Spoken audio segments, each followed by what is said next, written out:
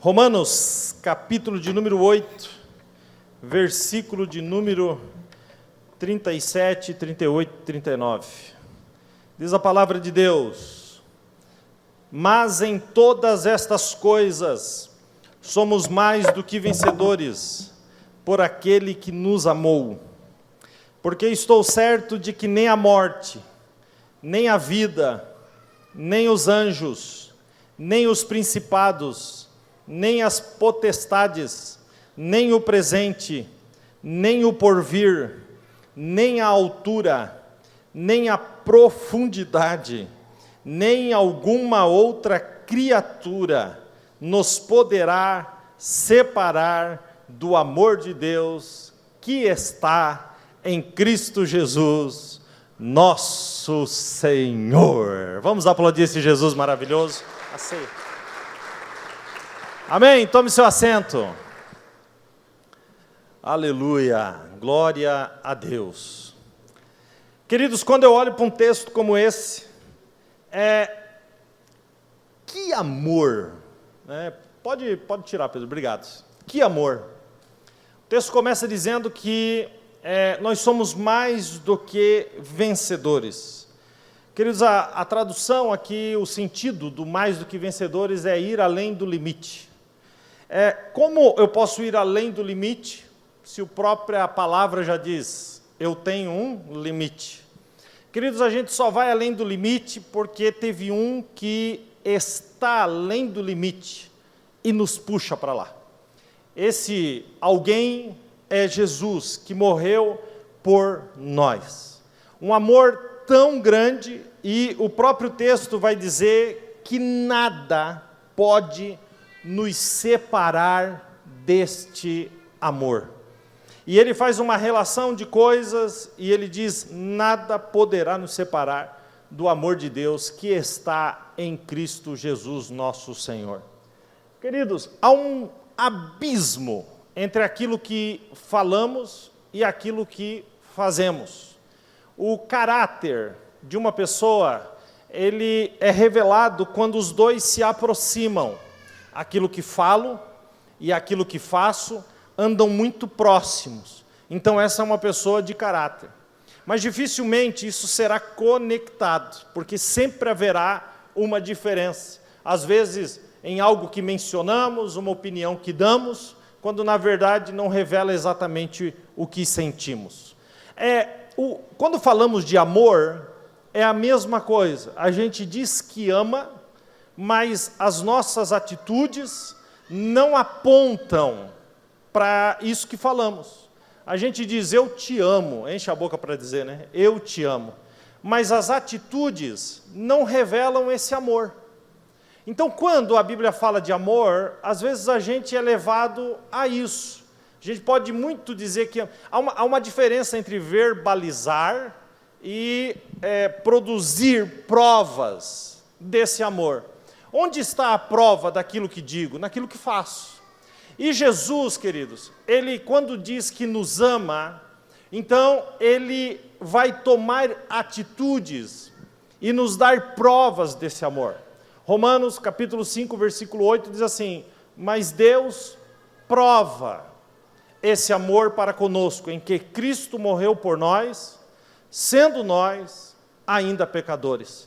Então, quando a gente olha para a vida e para a obra de Jesus, a gente observa que Ele não apenas nos ama, Ele não apenas diz que nos ama, mas Ele prova que nos ama.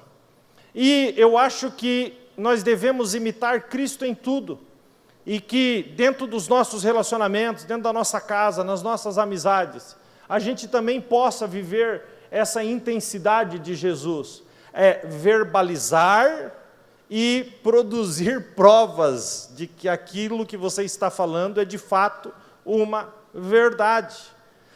Querido, só falar que ama e não fazer nada para mostrar que aquilo é verdade, não serve para nada. E tem o outro lado da história, que é aquele que faz uma porção de coisas, mas nunca diz eu te amo. Queridos, nenhum dos dois está certo. Os dois caminham juntos. Aquilo que falo e é aquilo que se revela naquilo que faço. Esse é o amor de Cristo. Ele não só diz que nos ama, ele não só diz que nós somos o amado da alma dele. Não, não, queridos, não apenas isso. Ele também nos prova o seu amor. E como ele nos prova o seu amor? Através da sua obra, através da sua morte, através daquilo que ele produziu e conquistou para nós. Ele não apenas diz eu te amo, mas ele prova o seu amor através da sua obra, através da obra da cruz, através, quando a gente faz o compêndio da sua obra, que é desde antes da fundação do mundo, ele se oferecer como o Cordeiro de Deus que tira o pecado do mundo. É desde o momento que ele vem a esta terra, nasce de mulher, é o momento que ele vai para a cruz, a ressurreição e também a glorificação. Ele prova o seu amor para conosco. Mas a prova do seu amor não está apenas nesta obra que por si só já é maravilhosa, mas hoje, no dia de hoje, a Bíblia diz que nós temos um advogado justo que está à direita de Deus. Hoje, no dia de hoje, ele está interpelando por nós. Ele nos ama. E ele nos ama tanto, e a prova do seu amor é tão grande, que daí Paulo não aguenta. Paulo vai escrever o capítulo de Romanos, capítulo 8, versículo do 31 em diante, é um cântico. Nós temos alguns cânticos em Romanos, por exemplo, do capítulo 11, versículo 36 em diante, também é um cântico, quando ele termina dizendo, porque dele, por ele e para ele são todas as coisas, glória, pois a ele eternamente, amém. Tem momentos que Paulo está escrevendo a carta, ele para e compõe uma canção. E o versículo 31 de Romanos em diante, até o 39 que nós lemos, é parte desta canção. Em todas estas coisas somos mais do que vencedores por aquele que nos amou. Ele nos ama. Ele termina dizendo, nada poderá nos separar do amor de Deus que está em Cristo Jesus, nosso Senhor. Vocês estão entendendo isso até aqui, amém? Que amor é esse, revelado através de uma obra tão maravilhosa. E quando a gente vai focar ou falar desta obra que prova esse amor, a gente pode olhar em muitas direções na Bíblia, mas hoje eu quero pegar 3 salmos, o Salmo 22, o Salmo 23 e o Salmo 24. No Salmo 22 aparece a obra da cruz, o Jesus sofredor. No Salmo 23, nós vemos Jesus como o ressuscitado ao terceiro dia. E no Salmo 24, nós vemos o Jesus que foi glorificado, que subiu ao céu. Pastor, como isso é possível? Porque tudo no Velho Testamento, a Bíblia é um livro cristocêntrico, tudo no Velho Testamento aponta para esta obra. Está tudo aí, na nossa cara, para que a gente ame, valorize e preste atenção nessas coisas. Quando a gente pega o Salmo 22, por exemplo, ele é um salmo profético que aponta exclusivamente para o momento da crucificação. É um salmo que já apontava, antes mesmo de Jesus ser nascido de mulher, o Salmo 22 já apontava para o momento da sua obra, o ápice, a maior carta de amor, a morte de Jesus naquela cruz. Quando a gente lê o Salmo 22:1, de cara, ele já aponta para um momento da cruz. Salmo 22:1 diz, Deus meu, por que me desamparaste? É a mesma palavra dita por Jesus. A gente começa a ler o Salmo 22 e a gente vê que está falando exclusivamente, pelo menos 90%, fala da obra de Jesus na cruz, do seu sofrimento. O Salmo 22 apresenta o Jesus sofredor, o Jesus que morreu por nós. Como disse no versículo 1, Deus meu, por que me desamparaste? Você encontra em Mateus 27:46, quando Jesus usa a mesma frase na cruz. Quando você lê o versículo 7 do Salmo 22, diz assim, todos os que me veem zombam contra mim e maneiam a cabeça. Manear a cabeça era um sinal de desprezo, é olhar e desprezar. O mesmo versículo, Salmo 22:7, ele é concluído, revelado, cumprido em Marcos 15:29, que no momento da crucificação, os que passavam ali zombavam dele e maneavam as suas cabeças. Quando você lê o versículo 8 do Salmo 22, diz assim, confiou no Senhor, que Deus o livre, ou que Ele o livre. Foi a mesma fala usada em Mateus 27, 43, quando os homens que zombavam de Jesus na cruz diz, tu não confia em Deus? Então que Deus te livre, ou que Deus te faça escapar daí. O Salmo 22, 18, diz assim, repartem as minhas vestes e lançam sorte sobre a minha roupa. É a mesma frase usada, ou o mesmo entendimento, o cumprimento de João, capítulo 19, 24. Então não tem dúvida nenhuma de que o Salmo 22 é um salmo profético que aponta para a morte de Jesus. O Salmo 22, ele trata da obra de Jesus naquela cruz. Mas eu preciso que você entenda, assim, pedindo pelo amor de Deus, você precisa entender que a obra da cruz não é algo distante, que não diz respeito a você, que faz parte de uma história. Não, querido. A obra da cruz, ela atinge diretamente você. Ela põe o dedo na sua cara. Ela mostra e ela revela o amor desse Deus por você. Então a gente está falando do Salmo 22, mas não é só para você achar bonito ou legal. É verdade, parece. Não, está falando de alguém, de um Jesus maravilhoso que deixou o seu trono de glória para morrer por você. Então o assunto aqui não é só Jesus. O assunto aqui é o alvo desse amor, você. Amém? Então quando a gente entende que o Salmo 22 está falando da crucificação, então, quando a gente lê o Salmo 22, a gente alcança uma riqueza de detalhes a respeito da crucificação que não está escrito nos evangelhos. Então, o Salmo 22 acrescenta detalhes que a gente, nos evangelhos, a gente não lê, a respeito do momento da crucificação. Então, olha como fica, o Salmo 22, a partir do versículo 14. É Jesus dizendo, é Jesus falando nesse Salmo. Olha como ele coloca o momento da crucificação. Como água me derramei, todos os meus ossos se desconjuntaram. Escute essa parte. O meu coração é como cera, derreteu-se no meio das minhas entranhas.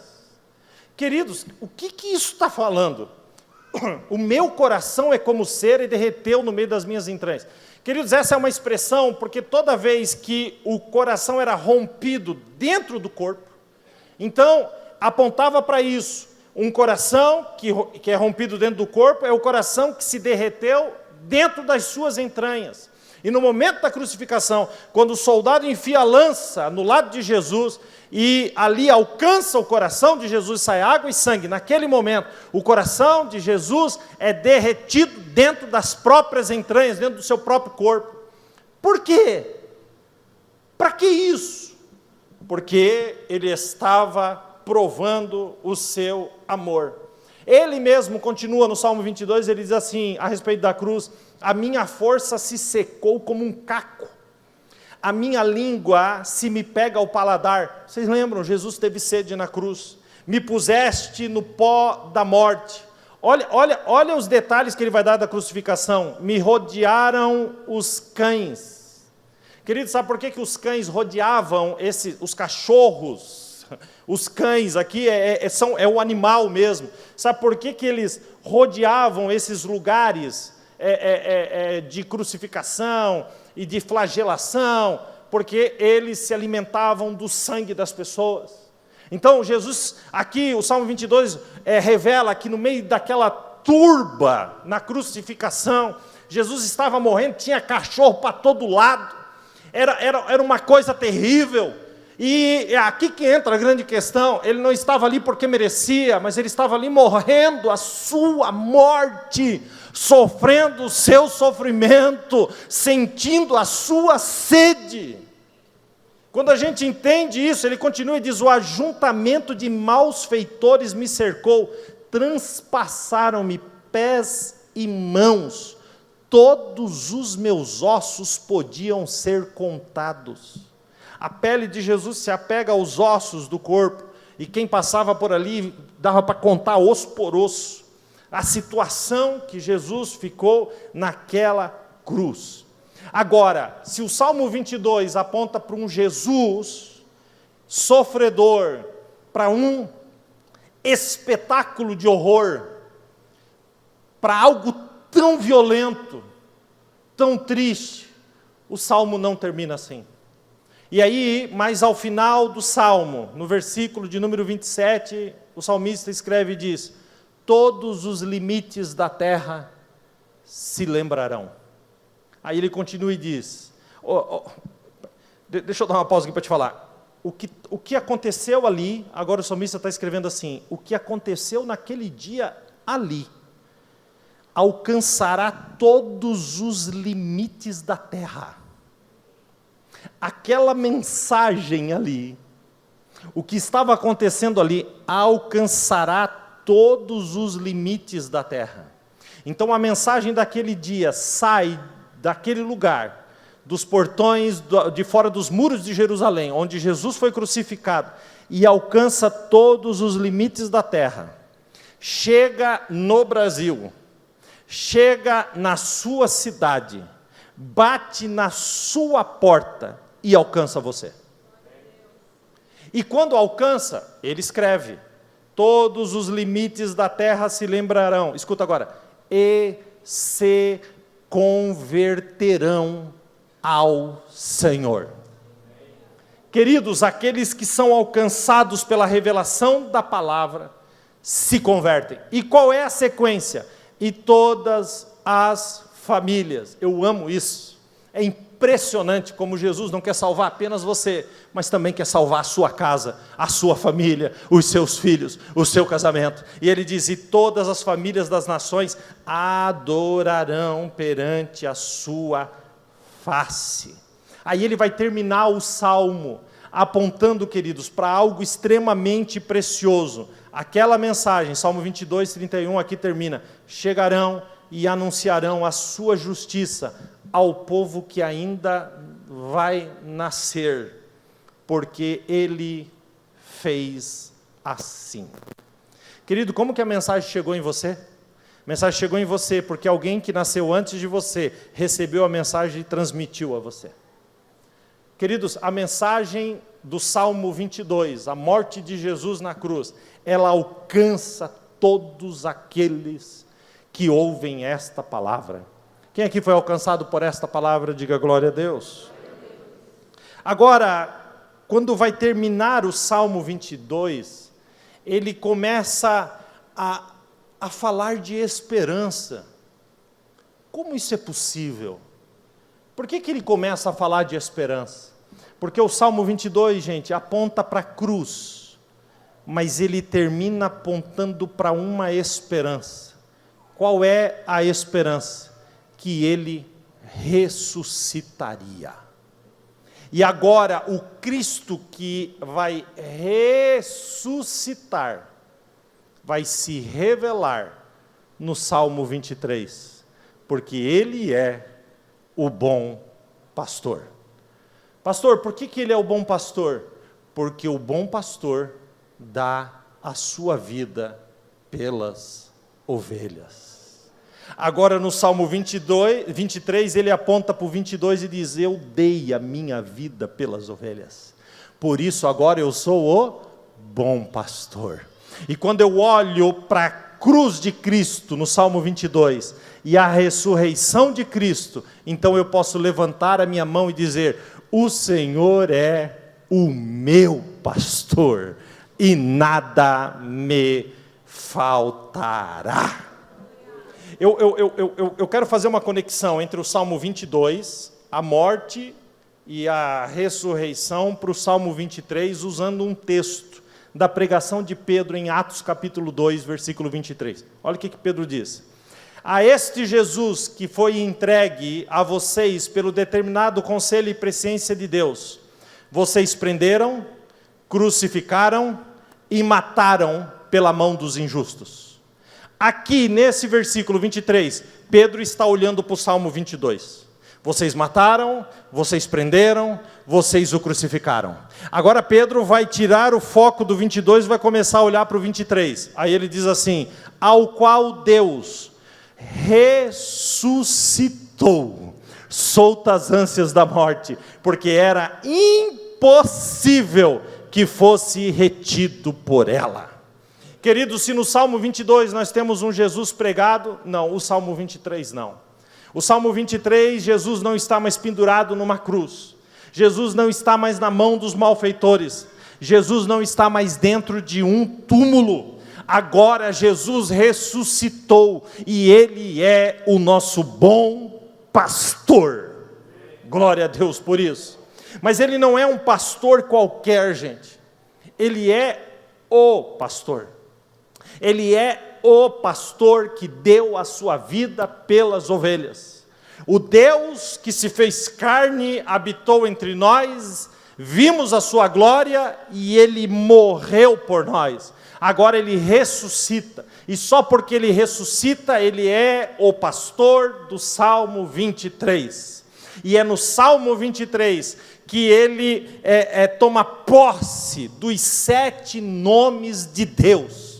Só no Salmo 23 tem 7 nomes de Deus, apresentando um Jesus poderoso e maravilhoso. Pastor, que nomes são esses? A gente começa falando sobre Jeová Raá, ou Jeová Roi, que significa: o Senhor é o meu pastor. O Salmo já começa apresentando Ele como Jeová Raá. Ele continua e apresenta agora Jesus como Jeová Jirê, o Deus que provê. Onde está isso, pastor, no Salmo? Na continuação do primeiro versículo. O Senhor é meu pastor, Jeová Raá. O Jeová Jirê é nada me faltará. O Jeová Jirê é aquele que te sustenta, é aquele que não deixa faltar, é aquele que é o teu sustento. Quem entendeu isso, diga amém.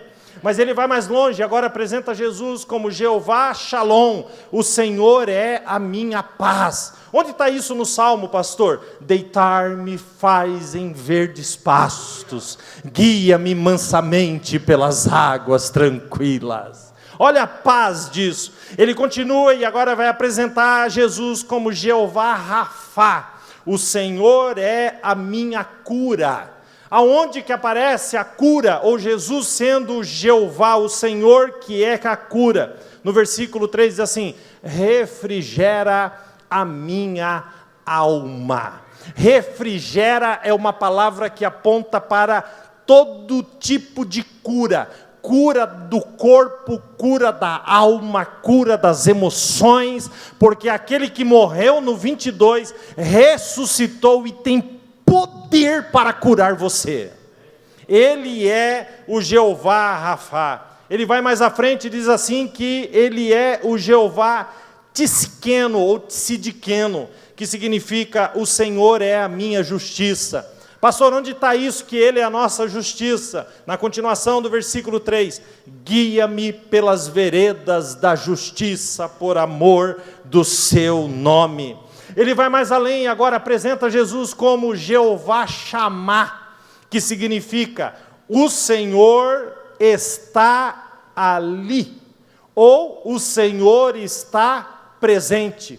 Onde que está isso no Salmo 23? Eu digo para você, no versículo 4, ainda que eu andasse pelo vale da sombra da morte, não temeria mal algum, porque tu está comigo. Jeová Chamá, o Senhor presente. E para terminar, o 7º nome de Deus, ele apresenta Jesus como Jeová Nissi, o Senhor é a minha bandeira. Essa menção é uma menção de guerra, da bandeira de um exército. Essa menção aponta para a vitória sobre os inimigos. Jeová Nissi é aquele que levanta a bandeira da vitória. Pastor, onde você encontra isso no Salmo 23? Eu respondo para você, versículo 5, preparas uma mesa na presença dos meus inimigos, unge a minha cabeça com óleo e o meu cálice transborda. transborda, porque Jesus ressuscitou, e só porque Ele ressuscitou, Ele é o Jesus do Salmo 23, e você pode levantar a mão para cima, dar o seu glória a Deus e aplaudir esse Jesus que é tão maravilhoso. Quem ama o Jesus do Salmo 22, celebra o Jesus do Salmo 23, e quem entende quem é Jesus, o Jesus do Salmo 23, tem uma certeza. No mundo de incertezas, porque você não tem certeza de nada nessa vida, mas no mundo de incertezas, você tem uma certeza. Você é coroado por uma certeza. Pastor, que certeza é essa? O último versículo do Salmo 23 diz assim: certamente. Ele está dizendo, tenha uma certeza absoluta. Ele está dizendo, certamente que a bondade e a misericórdia do Senhor me seguirão todos os dias da minha vida, e habitarei na casa do Senhor por longos dias. A bondade e a misericórdia do Senhor te acompanham, a misericórdia e a bondade do Senhor estão contigo. Amanhã, quando você for para o trabalho, a Bíblia diz aqui, certamente que a bondade e a misericórdia do Senhor me seguirão. Quando você sai de casa, a bondade e a misericórdia vai atrás de você. Quando você entra no ônibus, a bondade e a misericórdia, quando você chega no trabalho, ela vai atrás de você, porque a bondade e a misericórdia do Senhor te seguirão. Tenha certeza disso. Tenha certeza disso. Ela te segue. Agora, queridos, o Salmo 22, que revela um Jesus que morreu na cruz, nós transicionamos para um Jesus que ressuscitou. E aqui ressuscitou como o pastor que dá a sua vida pelas ovelhas, o grande Jeová em tudo aquilo que é. Ele que nos dá a certeza da misericórdia e da sua bondade. Ele que nos dá a certeza de habitar na sua casa por longos dias. É Ele que nos dá essa certeza. Agora, queridos, há uma nova transição. E a transição, ela aponta para um Jesus que em João capítulo 17, 5, ele diz, na sua oração a Deus, ele diz, Pai, glorifica-me, ó Pai, junto a Ti, com a glória que eu tinha antes que o mundo existisse. Jesus diz, eu vou à terra, eu vou cumprir a minha missão, mas quando terminar, me devolve, glorifica-me, com a glória que eu tinha antes da fundação do mundo. O Filho de Deus, o próprio Deus, reivindica isso de novo, mas agora com a sua missão cumprida. Qual é o nome da missão de Jesus? É o seu nome, querido. É o teu nome, querida. Jesus tinha você na mente quando cumpre a sua obra. Por isso, quando Jesus ressuscita, esse pastor poderoso, ele passa 40 dias aqui na terra.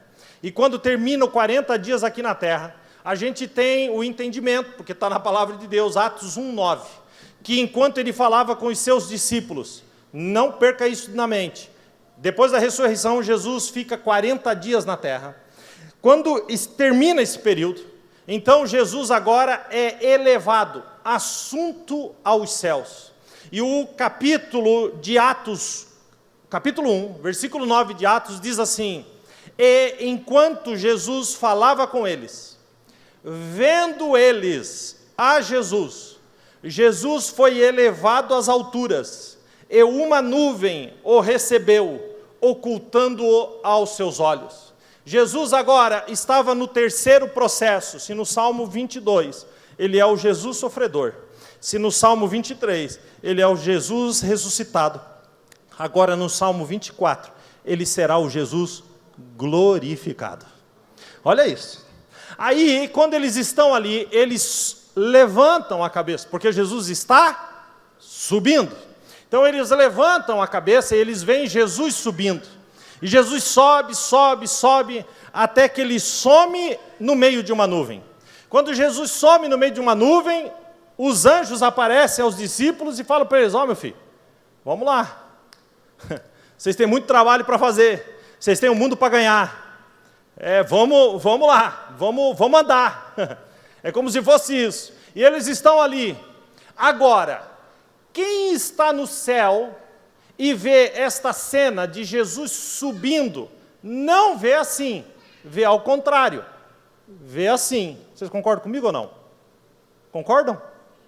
Então quem está na terra vê Jesus subindo assim, mas quem está no céu vê Jesus subindo assim. E entramos agora no Salmo de número 24.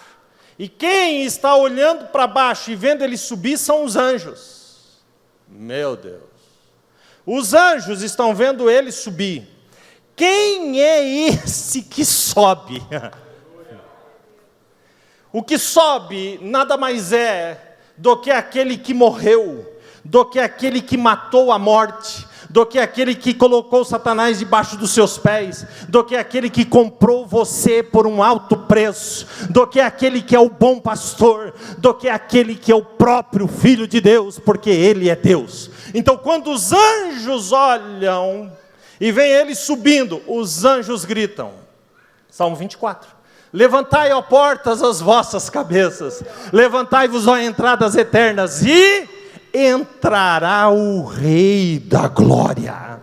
E alguém pergunta: quem é este Rei da Glória? E os anjos respondem: o Senhor forte e poderoso, o Senhor poderoso na guerra. Vocês estão entendendo isso aí, não?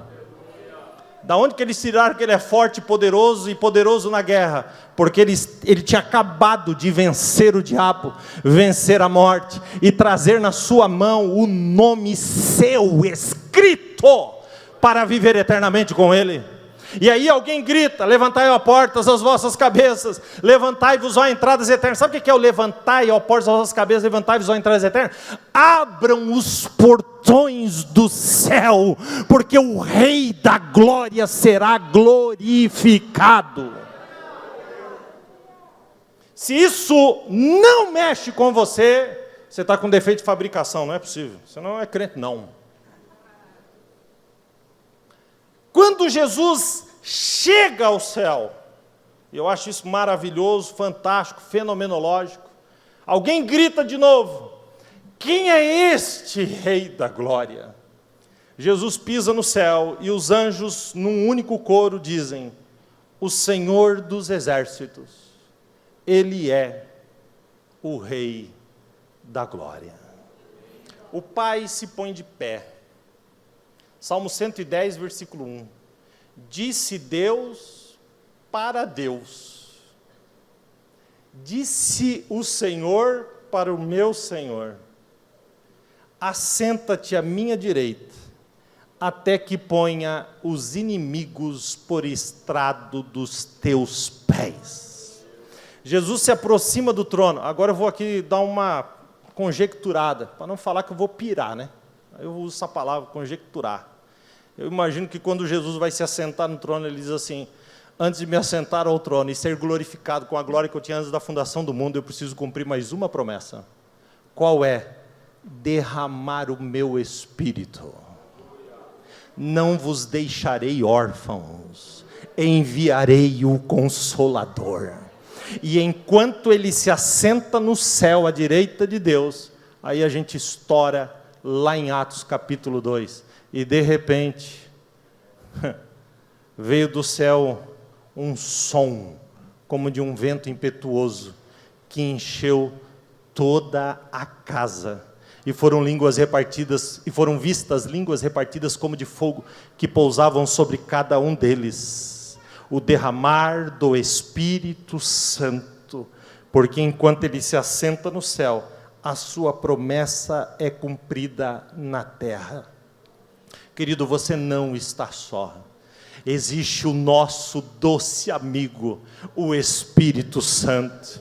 E é o Espírito Santo que, enquanto eu prego, convence o homem do pecado, da justiça e do juízo. É o Espírito Santo que intercede por nós com gemidos inexprimíveis. É o Espírito Santo que trabalha na nossa vida. É o Espírito Santo que faz com que as lágrimas caiam dos nossos olhos. É o Espírito Santo que nos dá uma expectativa uma expectativa de que Ele vai voltar.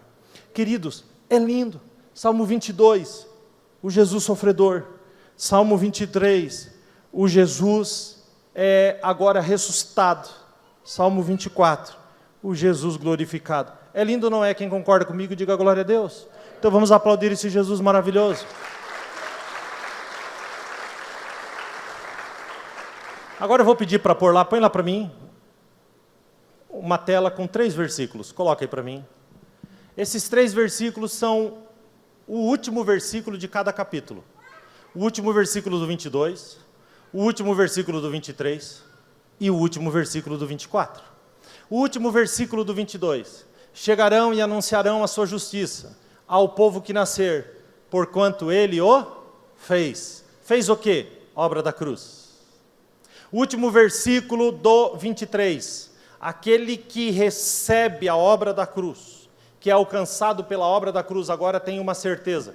Está aí, o último versículo do 23. Certamente que a bondade e a misericórdia do Senhor me seguirão todos os dias da minha vida, e habitarei na casa do Senhor por longos dias. Agora vamos no último do 24.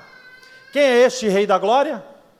O Senhor dos Exércitos. Ele é o Rei da Glória. Amém?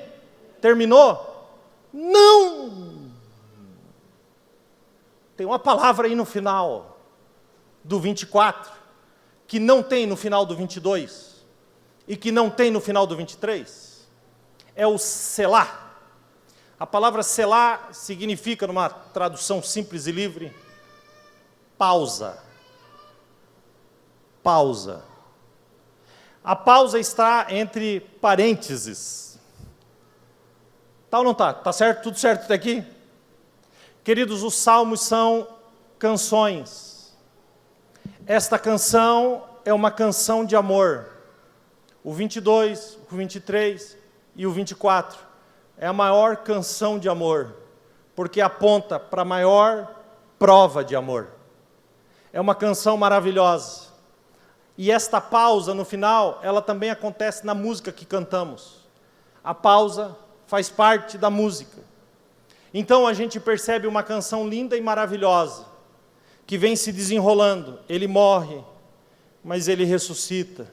Ele ressuscita, mas é glorificado. E agora tem uma pausa. Pausa.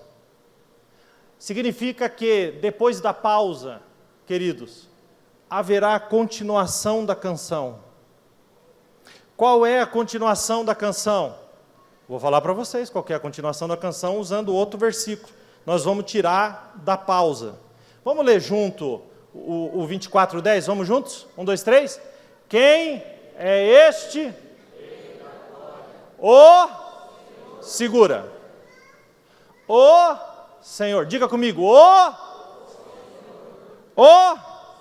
Mais alto. O Senhor. Quando a música despausar, quando a pausa passar, a Bíblia diz assim, 1 Tessalonicenses 4,16, porque o mesmo Senhor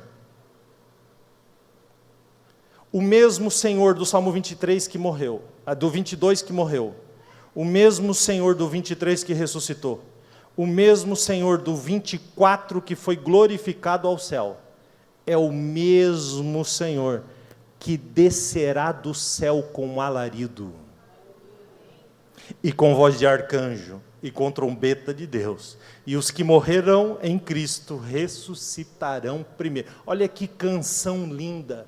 Depois, nós, os que estivermos vivos, seremos arrebatados juntamente com Ele, nas nuvens, a encontrar com o Senhor nos ares. Olha essa canção. E assim estaremos para todo sempre com o Senhor.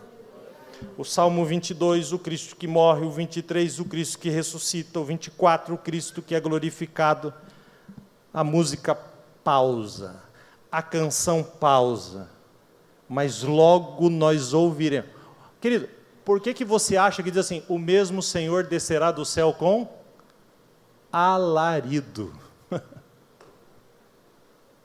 Ele está dizendo, a música vai continuar sendo tocada. É uma canção só. Aí eu fui perguntar para Jesus: Jesus, por que essa pausa? Por que essa pausa? Porque tu já não emendou? Como tu fez da morte para a ressurreição, da ressurreição para a glorificação? Por que essa pausa? Por que essa pausa? Por que essa pausa? Por que tu precisa dessa pausa? E eu ouvi nitidamente Deus falando comigo: não sou eu que preciso da pausa, é você que precisa da pausa. Porque é na pausa que você vai decidir se o Salmo 22, 23 e 24 faz alguma diferença na sua vida. É na pausa que você vai decidir se você vai querer fazer parte da canção que continuará sendo tocada eternamente. Amém. Nós estamos vivendo a pausa. E nós somos tão pequenininhos dentro desta pausa. Observe só aqui, ó, o Salmo 22 tem 31 versículos, o 23 tem 6, o 24 tem 10. E onde nós estamos? Nós estamos dentro da pausa que está no final do versículo, entre parênteses. E essa pausa já dura 2000 anos, o que significa dizer que um cidadão que vive 70 anos só viveu 3% da pausa. Olha como isso vai reduzindo, como isso vai nos levando a um grão de areia. E é por isso que a Bíblia diz que a nossa vida é como uma erva que se seca de um dia para o outro, é como um conto ligeiro, é como um vapor.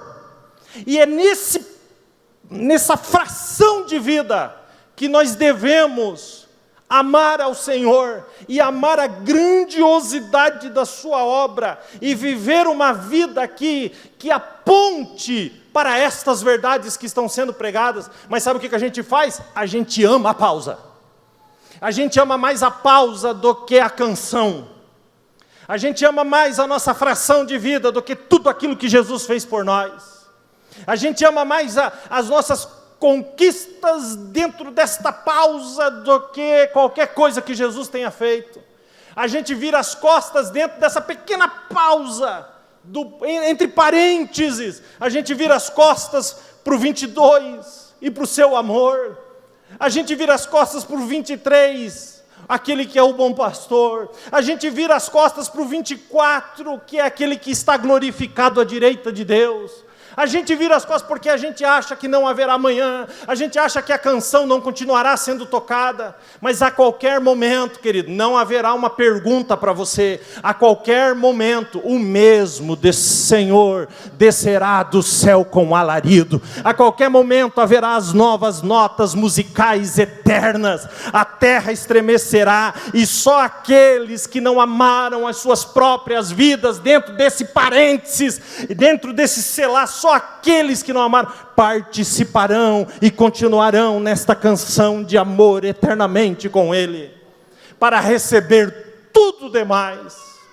Queridos, nós estamos dentro da pausa. Nós estamos vivendo o selar.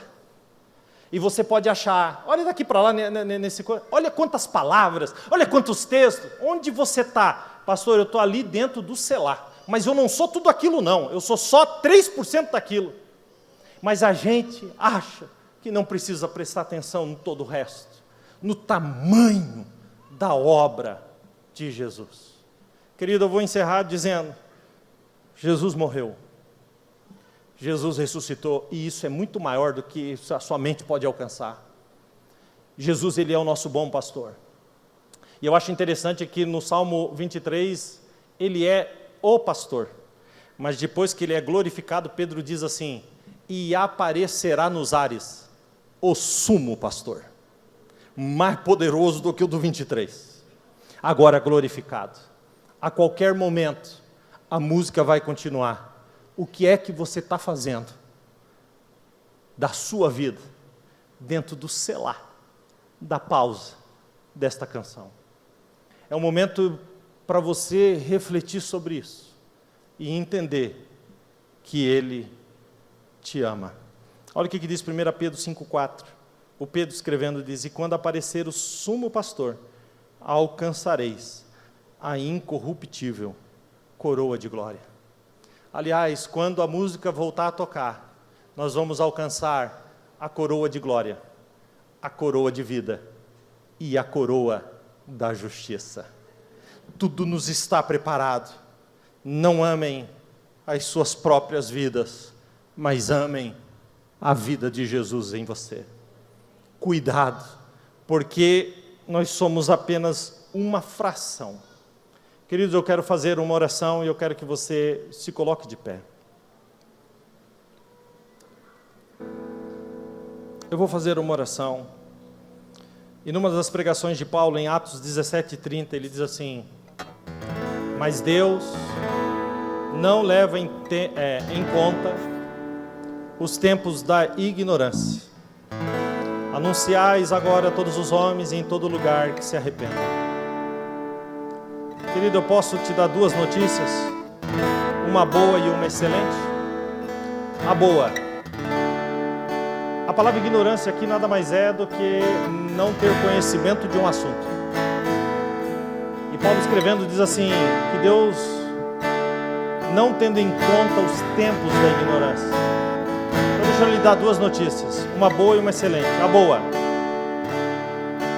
boa, o texto já diz, Deus não leva em conta os tempos da ignorância. Agora posso te dar a excelente? Você não é mais ignorante. Se você está aqui nessa noite, você não é mais ignorante, porque você ouviu aqui os salmistas sintetizando a obra de Deus de uma forma tão maravilhosa e profunda. Você ouviu aqui que você está dentro da pausa, você é uma fração ali dentro, de vida, por misericórdia.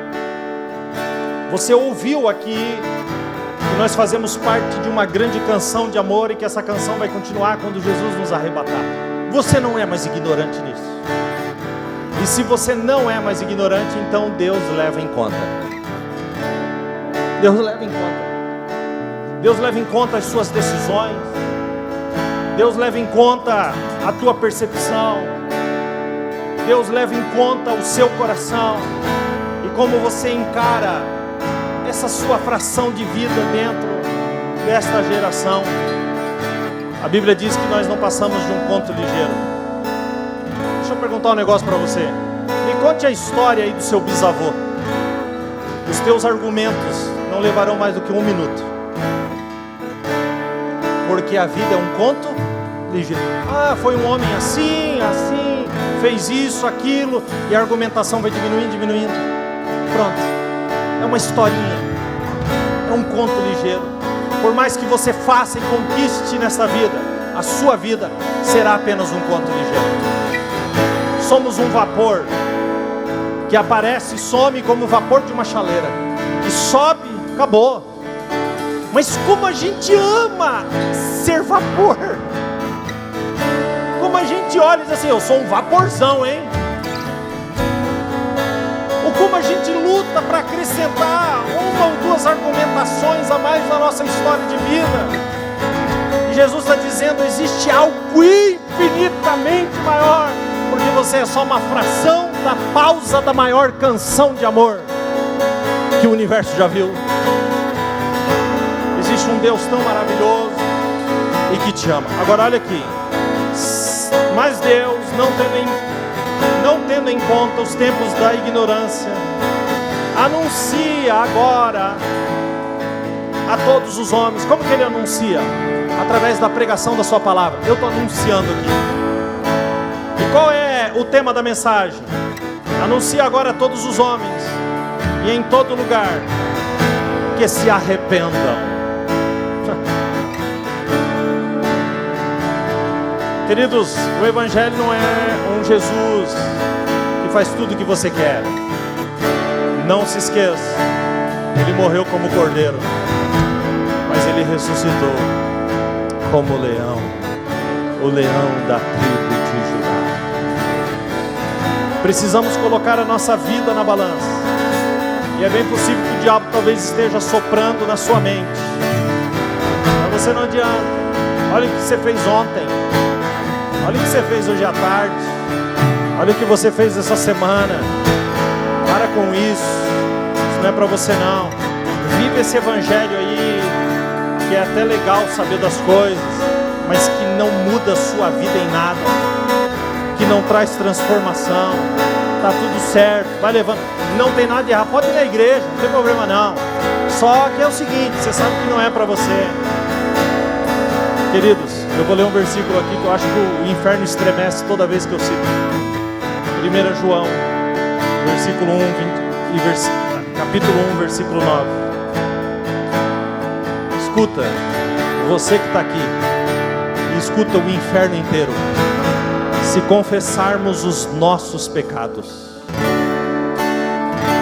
Jesus é fiel e justo para nos perdoar e nos purificar de toda a injustiça. Jesus quer te purificar nessa noite. Jesus quer te limpar nessa noite.